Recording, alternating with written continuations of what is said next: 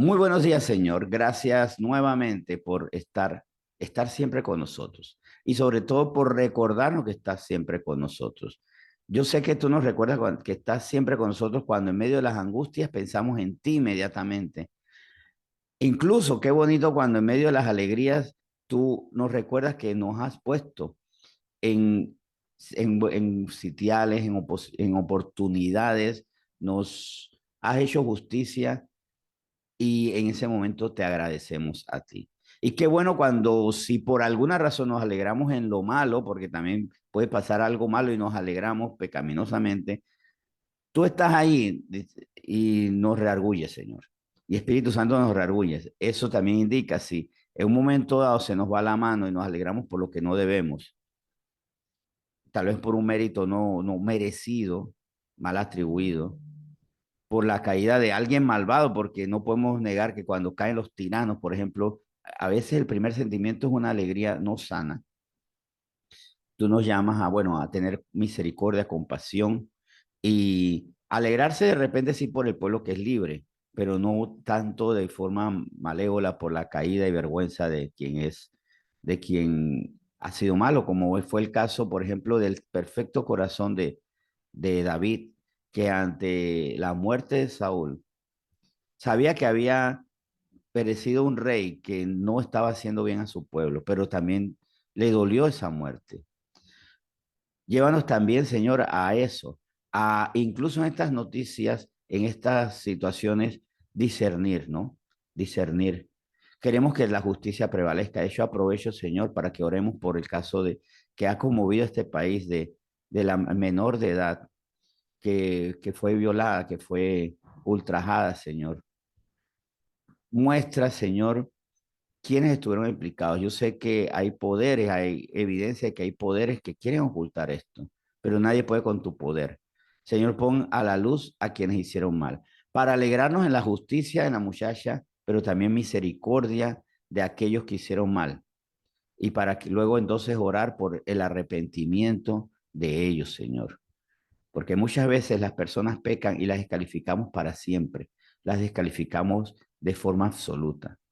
Hace poco vi el documental, un pequeño documental de un delincuente, un sicario panameño, y que él a unos 2, 3 días antes de morir se arrepintió, corrió a la iglesia, pidió que el Señor fuera su Señor. Si fue esto auténtico o no, solo tú sabes. Pero en ese momento me hizo recordar siempre, siempre aspirar a que el malvado se arrepienta. Espero que sí, que el muchacho se arrepintió y que se salvó, a pesar de sus treintena de muertes, porque era un muchacho que su propia madre le atribuía, mencionaba que hasta unas 35 muertes pudo haber acarreado en sus espaldas, siendo un muchachito. Pero si, Señor, tú lo salvaste, tenemos que alegrarnos. Y si se perdió, tenemos que entristecernos, porque fueron vidas que arruinó, pero también una vida que se condenó cuando bien pudo haber sido salvo, Señor. Señor, llévanos a tener ese corazón alegrarnos en la justicia, pero tener cuidado con ser escarnecedores de los malvados. A justicia. Y nuevamente, Señor, te pedimos por esta chica, Señor, y por su familia. Sánalos, restáuralos y también que la verdad salga a la luz para que otros malvados se contengan. Es más, para que se arrepientan, para que se espanten, para que vean que tú eres un Dios celoso y tengan oportunidad de arrepentirse antes del daño y no después, porque bien es bueno el arrepentimiento del que hizo mal para salvación, pero mucho mejor es que aquel que iba a hacer el mal se arrepienta antes. Y si tiene que ser por casos que brinden ejemplos de justicia, que así sea, Señor. Que ellos mismos se aterren y digan, antes de caer, prefiero arrepentirme y que se arrepientan fortalecidos por ti, Señor. Gracias, Señor, por escucharnos y esperamos también que esta oración no planeada por el caso que ha conmovido a nuestro país de la adolescente, Señor, nos lleve a nosotros a ver también cómo tú pondrás todas las cosas bajo la luz, que todas las cosas serán mostradas y que tú harás justicia. También para seguir suplicando por ella y por su familia y porque esto ya, Señor, ya se ha pasado y que muchos se arrepientan, muchos futuros escarnecedores, violadores, se arrepientan, Señor. Gracias por tu palabra hoy, con la que hoy tú nos quieres llevar a también a, a evitar que de nuestros hogares salgan personas que hagan daño, tal vez no daño tan grande como aquellos que violan, que roban, que asesinan, pero sí daño en otras áreas o de repente más leve, pero igual daño hacen. Señor, hoy te entregamos nuestra mente, nuestro corazón, háblanos. Háblanos a través de Cristo Jesús y por el poder de Cristo Jesús y por la misericordia de Cristo Jesús. Nos hablas a través del Espíritu, pero el Espíritu que hemos recibido a través de Cristo Jesús. Bendecimos esta palabra en nombre tuyo, Señor Jesús. Amén. Amén, muy buenos días. Gracias por estar aquí. Y hay temas que van surgiendo poco a poco. A veces hay temas que yo he escrito porque el Señor me habla muy fuertemente y lo he presentado pronto. Hay otros que han estado como en reserva, como que el Señor me va mostrando en qué momento y yo no lo planeo.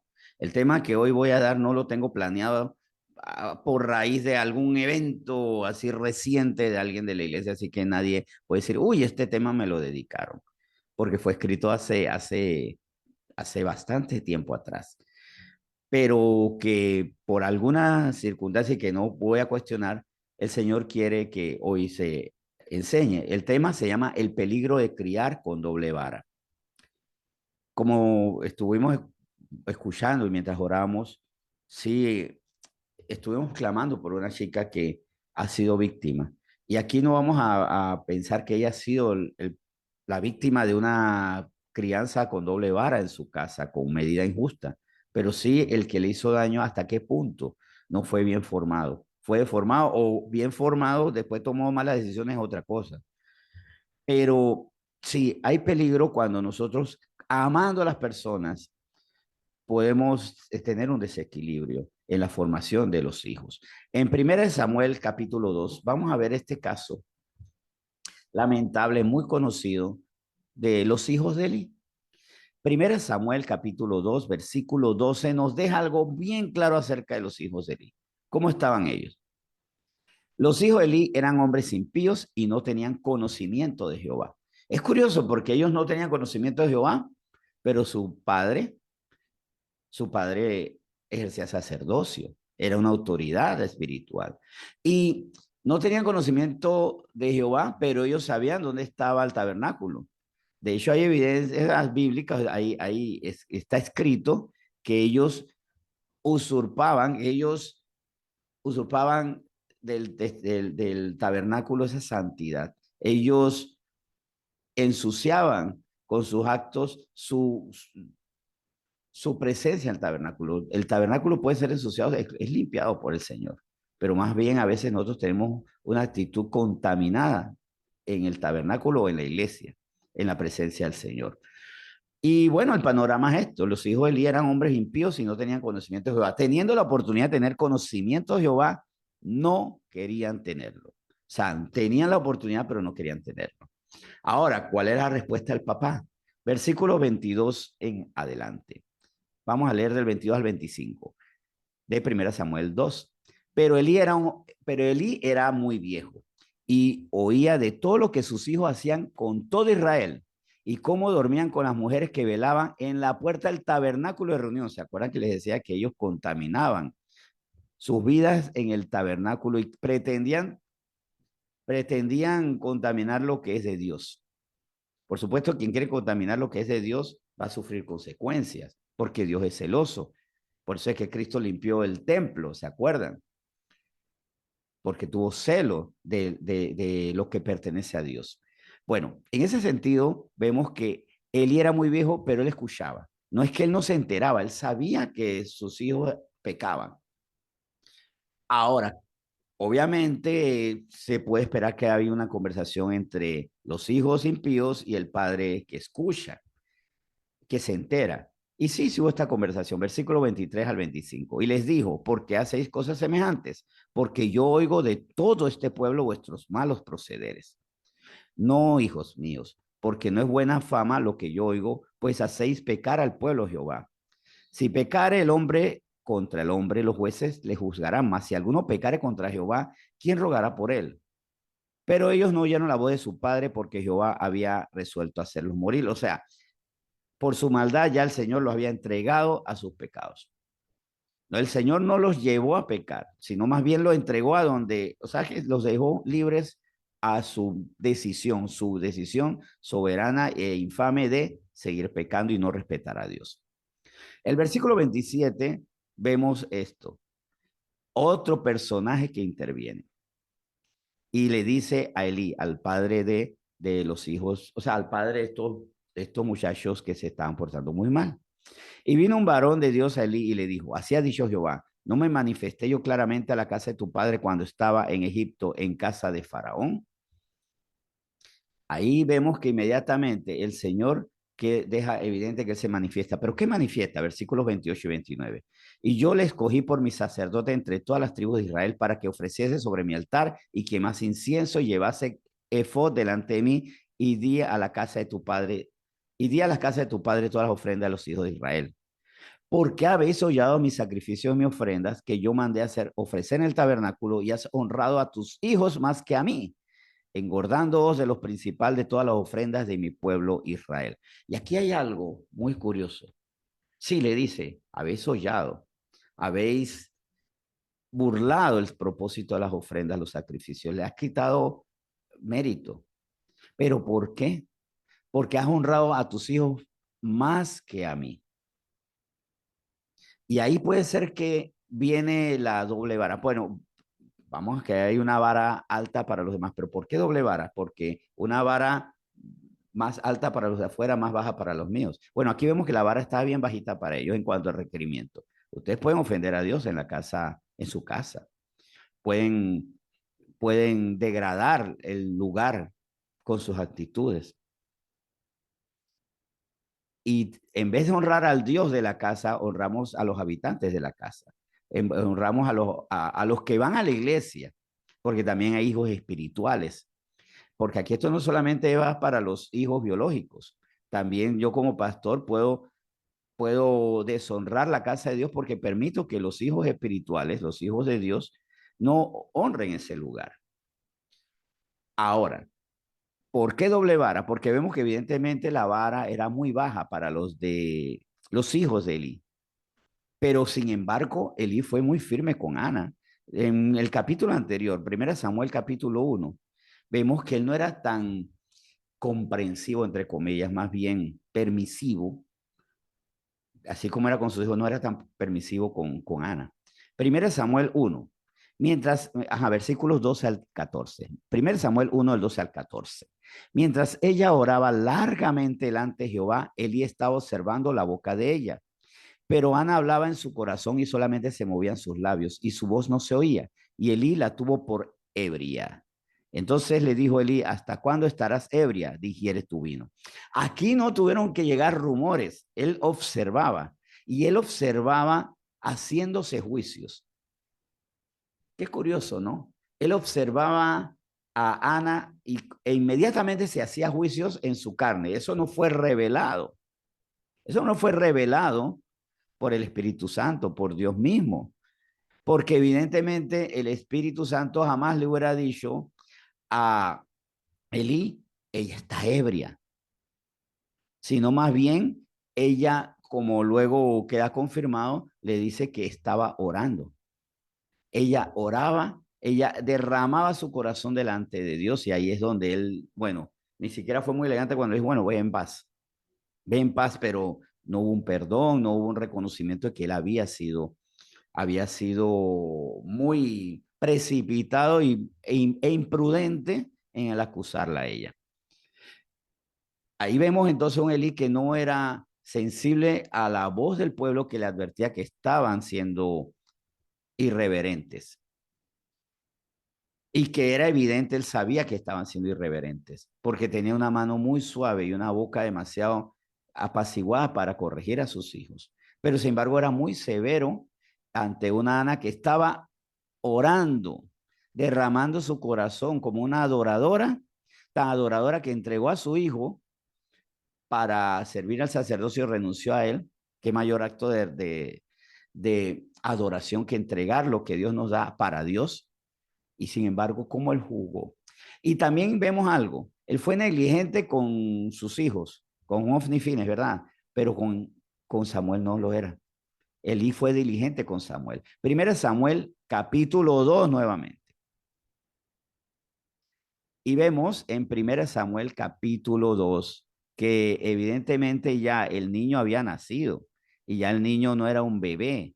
Este niño Samuel ya estaba en otra condición y ante esa condición estaba el Cana entregando que vuelve a su casa, el padre vuelve a su casa, el padre de Samuel, y queda entonces el niño con Elí. O sea, ¿por qué? Porque el Cana también entendió que el hijo había sido entregado para, para Dios. Así que en 1 Samuel 2:11 dice, y el Cana se volvió a su casa en Ramá y el niño ministraba a Jehová delante del sacerdote Elí. Y con diligencia, obviamente, vemos que cuidó de él. En 1 Samuel 4. Vale. En 1 Samuel 4, versículos 17 y 18. Y el mensajero respondió diciendo, Israel huyó delante de los filisteos y también fue hecha gran mortandad en el pueblo. Y también tus dos hijos, Ofni y Fines, fueron muertos y el arca de Dios ya ha sido tomada. Versículo 18, y aconteció que cuando él hizo mención del arca de Dios, Elí cayó hacia atrás de la silla al lado de la puerta y se desnucó y murió porque era hombre viejo y pesado. Y había juzgado a Israel durante 40 años. Este hombre que había juzgado a Israel durante 40 años y que estaba pendiente de Elí, y que, perdón, perdón, Elí, pendiente de Elí, no, o sea, pendiente de Samuel y que estaba vigilante de él, y que evidentemente fue un formador de alguien como Samuel, que fue un profeta extraordinario, valiente, desafiante ante el mal. Sin embargo, vio morir a sus hijos porque había sido advertido, pero no tuvo la misma diligencia, no tuvo la misma continuidad. El Cana entregó, Ana y el Cana entregan al niño, ¿verdad? Lo dejan en casa de Elí. Y el niño que hacía, ministraba a Jehová. Es que ahí vemos la diferencia. El niño se dedicaba a ministrar a Jehová delante del sacerdote Elí, mientras que Ofni y Fines se dedicaban a meterse con las mujeres en el tabernáculo. O sea, dos cosas diferentes. Un mismo padre, un mismo Elí, cuidando de Samuel, descuidando a sus hijos. Elí amaba a Samuel y no amaba a sus hijos. No, él amaba a Samuel y amaba a sus hijos. Sin embargo, el amor tiene que ser en este sentido riguroso en cuanto a la justicia. A veces sabes que yo creo, y lo percibo bien, que el amor muchas veces nos puede terminar abrumando y desplazando, ¿no? Como desplazando un poco a la justicia. Dejamos de ser justos por querer amar, pero para querer amar tenemos que amar también la justicia. No puede haber un amor parcial. Amo a la persona y no que la persona viva en la justicia, porque eso es amar de forma incorrecta, imprecisa y muchas veces muy, muy peligrosa, o a veces corren menos peligro, pero igual no disfrutan lo que tienen que disfrutar por los frutos de justicia. Porque el Señor dice que, uy, aquí siempre me refiero a la misma palabra, que no hay justo desamparado.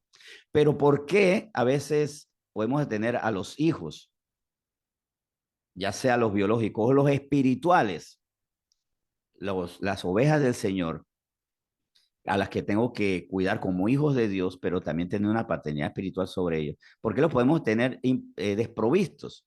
Porque son injustos. ¿Y por qué son injustos? Porque hemos permitido que la injusticia que hay en todos nosotros no sea corregida. La justicia tiene que ser corregida. Perdón, la injusticia tiene que ser corregida y la justicia cimentada, destacada, cultivada, hecha a la justicia una cotidianeidad, que los hijos sean justos todo el tiempo. Debe ser nuestro esfuerzo, porque si no, ¿cómo vamos a nosotros a decir, Señor, no es justo desamparado porque mis hijos están desamparados, y comienzo a pensar en su injusticia y termino cerrando la boca, ¿verdad? Porque nos damos cuenta que hasta, hasta un punto hay una participación en nosotros porque también hijos bien formados pueden optar por la injusticia. Pueden hacerlo, sí, claro que sí lo pueden hacer, lamentablemente pueden hacerlo, pero también puede haber una participación nuestra, porque hubo una doble vara. O sea, exijo a los demás como era con celo lo que exigía a Samuel, le exigió, perdón, Elí le exigió a Ana que no orara ebria, ¿verdad? O que no, que digiriera su vino, cuando más bien lo que ella estaba era orando en el espíritu. Fue riguroso con Samuel y Samuel ministraba delante de él. O sea, quería decir que Elí estaba pendiente de Samuel, pero no estaba pendiente de los actos injustos de sus hijos. Los que pierden son ellos. Proverbios 13 dice muy claro esto para concluir. Vamos a Proverbios 13, versículo 24. Proverbios 13, versículo 24, nos advierte de esto y nos advierte para que tomemos decisiones precisas. Proverbios 13, 24 nos enseña lo siguiente, y más bien nos ordena lo siguiente. No solo vamos a verlo como una enseñanza, sino como una orden de Dios. El que detiene el castigo a su hijo aborrece, mas el que lo ama desde temprano lo corrige. Yo sé que esto es fuerte porque digo, Señor, ¿cómo que yo aborrezco a mi hijo? Para el Señor, detener el castigo es una forma de aborrecer. Mas el que lo ama, desde temprano lo corrige.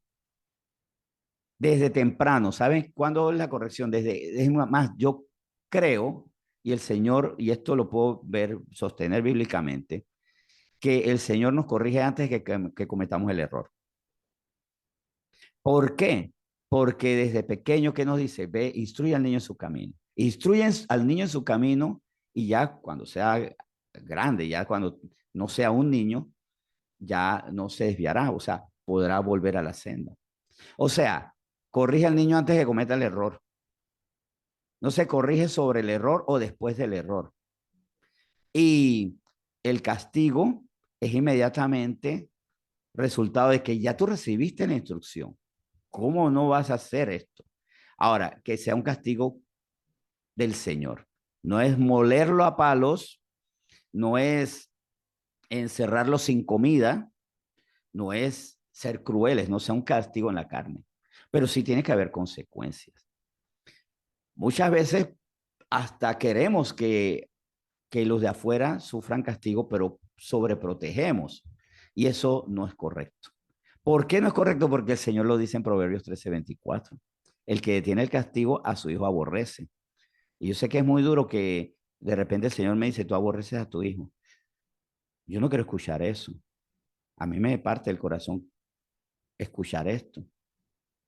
Pero para no caer en que el Señor diga, aborreces a tu hijo, no detengas el castigo. Ámalo, desde temprano corrígelo. Corrígelo antes de la falta. Y aquí queda claro también, dicha la falta, tengo la autoridad para el castigo. Vamos a orar. Señor, muchas gracias por la palabra con la que hoy tú nos ordenas no ser de doble vara, no exigir a los de afuera y ser permisivo con los míos. Ser firme con los de afuera, ser firme con los de adentro. Señor, porque al final puede ser que hasta sea luz para los demás y oscuridad para la casa. ¿Y qué es una luz para los demás, una oscuridad para los de la casa? El que fue justo con los de afuera y fue permisivo, fue, fue excesivamente dadivoso en lo que no debía ser dadivoso con los de adentro. Señor, gracias por esta advertencia, gracias por este mandato, gracias porque al final de cuentas tú nos amas. Señor, bendecimos hoy tu palabra como siempre en nombre de Cristo Jesús. Amén.